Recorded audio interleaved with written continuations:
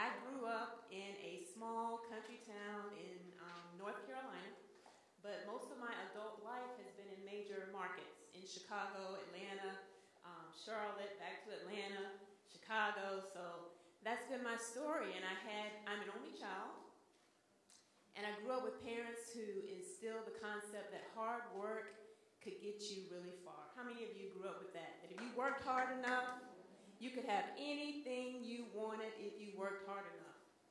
Church every Sunday, ask and you receive, knock and the door will be open. That was how I grew up. And pretty much until, throughout my life, the college I wanted to get into, I got into it. I told you earlier, I'm an engineer, chemical engineer. And I finished number 1 in my class. That's just because hard work, right?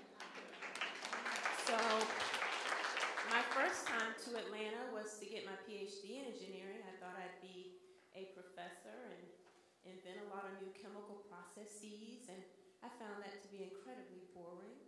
And so I stopped that. And then in my early 30s, people were like, Cledra, you need to get married. Stop all this achieving stuff. You need to get married. You need to have a baby. People, how many women can relate to this? After a while, people start talking to you about your eggs. You're like, what? When did that become my eggs? So in my early 30s, I grew up with that concept, pray, work hard, and God sent me a Hershey bar that you could not believe. 6'6", and oh my. And we got married, had a beautiful wedding, 500 people.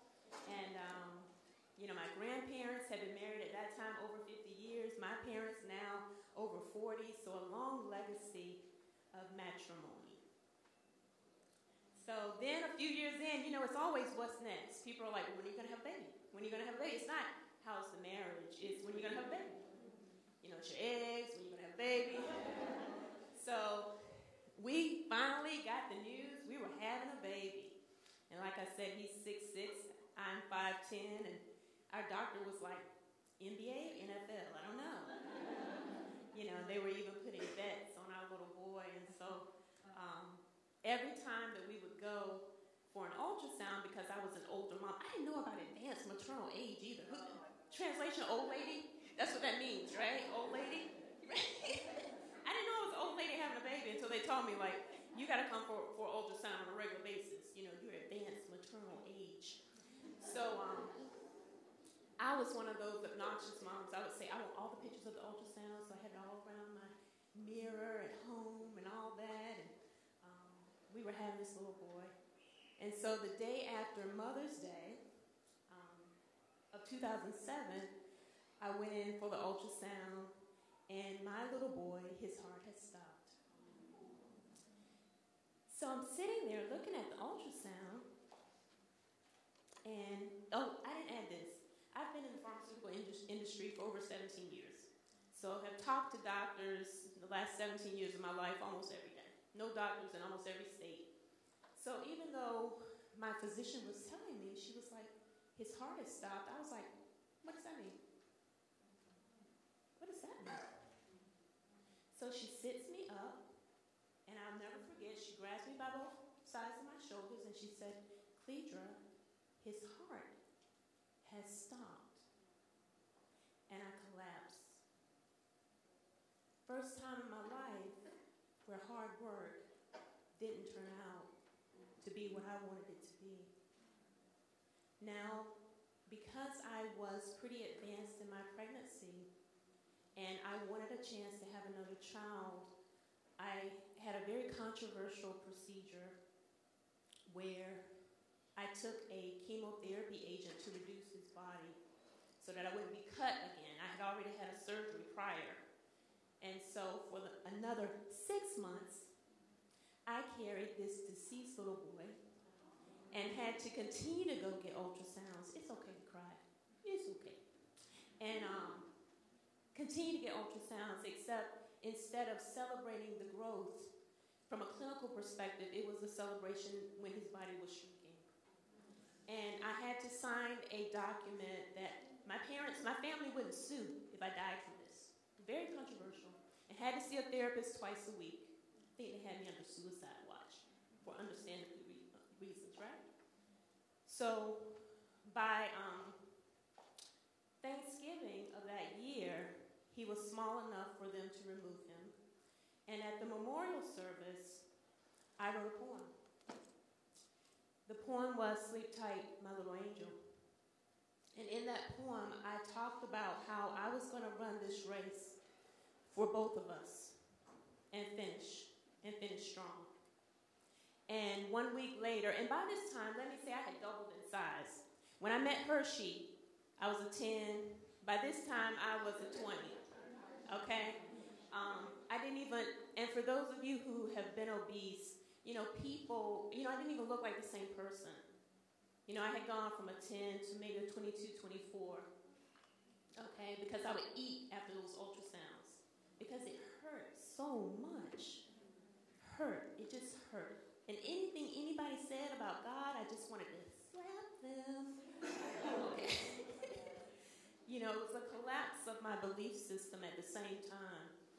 But anyway, okay, so at the service, and Hershey did the service. He's a minister. And I read the poem. And 1 week later, I signed up for a 5K. My heaviest weight, I signed up for a 5K. The doctor was like, okay, Cledra, physically you can do it, but do you really want to do it? I was like, yes, I'm going to run this race. And I didn't look back in terms of dropping the weight, physical, emotional, and spiritual. And I ran that race at that, 60 pounds heavier than I am right now, and I didn't stop. That's what you will do. Those of you who are moms, that's what you do for your baby, right? Okay? You'll do anything for your child. So, fast forward, 90 days later, I'm going to try to have another baby. But instead of that, Hershey tells me that he's been seeing someone else. Mama ain't happy, okay? Because there's something about when you have had a complete collapse, there is a strength that rises on the inside of you that lets you know that you can pretty much do anything. So, similar to what you said, I loved Hershey enough to let him go do what he needed to do. And to this day, we're friends. He actually just got remarried, and that's a beautiful thing. But I was determined to hold on to love. Determined. So here I am now in an empty house, obviously not trying to have a baby. Hershey's gone. What am I going to do?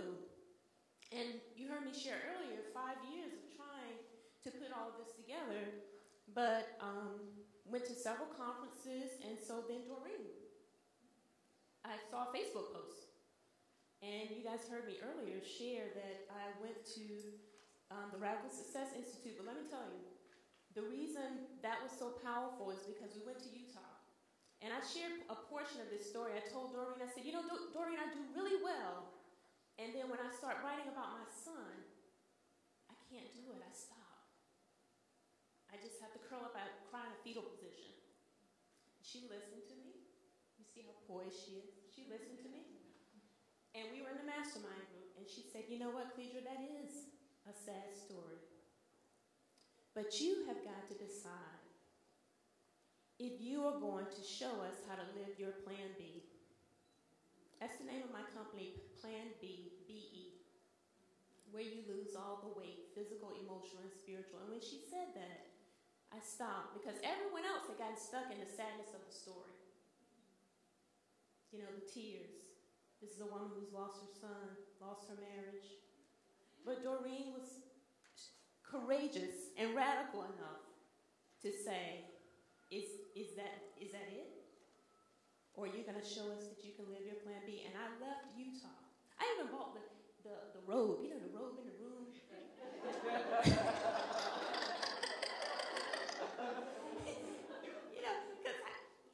Y'all know y'all put that robe on. Come on. And you're like, how much is the robe? And you look, oh my God, the robe. They charged a lot for those robes.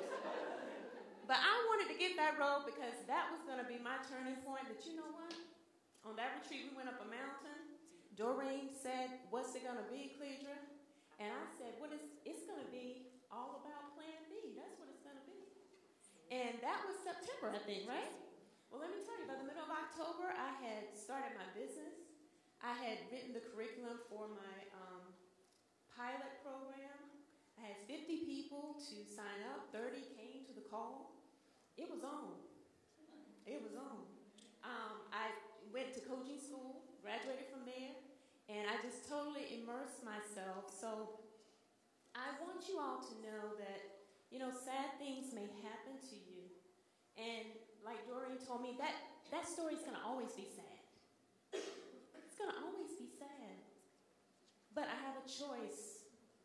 You have a choice with your sad story. If you live long enough, you're going to have your sad story. I'm not trying to be doom and gloom, but you will, okay? You will. And you have to decide what you're going to do with it, how you're going to convert it and transform it. And I am so grateful because a lot of times we're offended by people challenging us. We should be more offended by people who are indifferent and apathetic. It takes courage to lean into someone in their pain and say, now what? It takes courage. And I'm very grateful for that. So I feel like I'm talking, you're up here, you lose track of time. You're down there, you're like, when's she gonna sit down?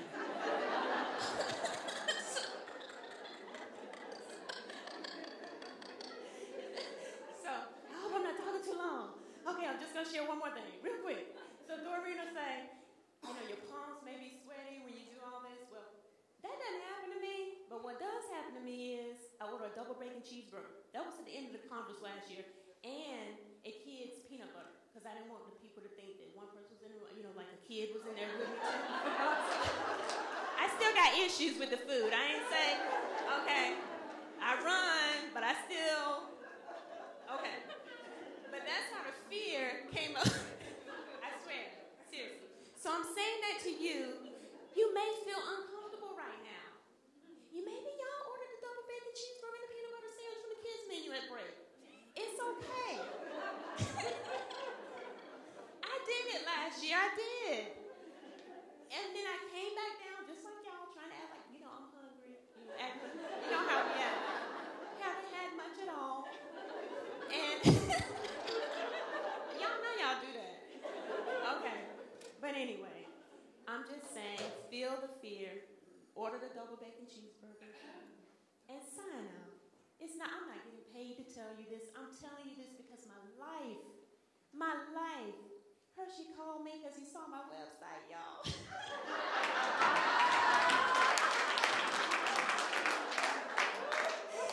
Woo! It's sweet. So, I just want you to know that if you're uncomfortable, it's okay. That doesn't mean to stop, okay? It's okay to do it imperfectly. To be imperfectly perfect. It's okay.